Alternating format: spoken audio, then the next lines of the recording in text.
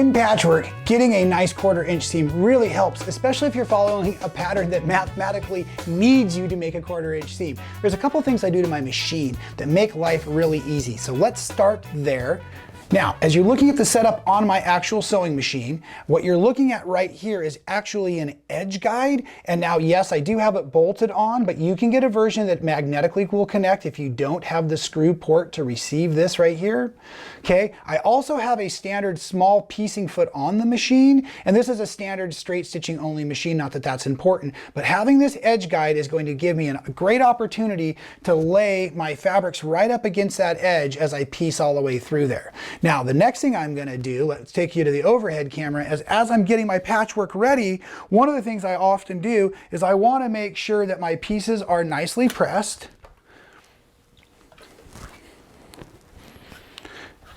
And then I'm gonna lay them on the design wall or the design table, if at all possible, right before I get to the sewing machine.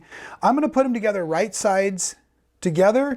And what I want to do is I always want to be able to see just a little teeny bit of color from the underlaying fabric so that I can account for both slices of fabric as I head back over to the machine.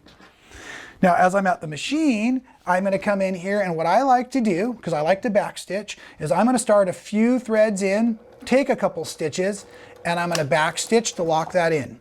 Now, I'm using a 2mm stitch length, not a 2.5. And especially when doing bias sewing, that really helps. I'm not pushing, I'm not pulling, I'm literally steering with my hand that's just under the camera right now. I could actually be holding the camera and sewing if I needed to, because it just takes a little bit of effort to go through.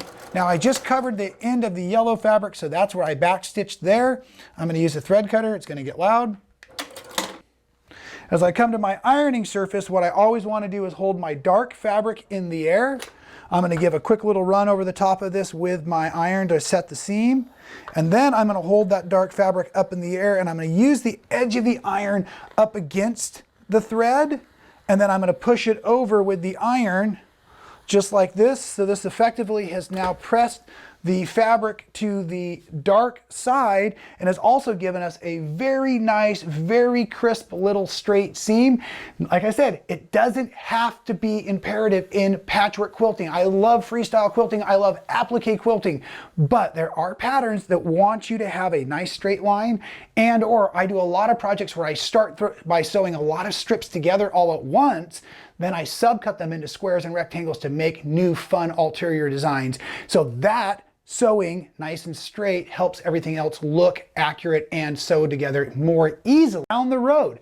So yes, quilting is incredibly fun. I don't want to make it sound like chores at all. I just want to provide a couple of quick tips and ideas that make the sewing much easier for you while I am making it fun.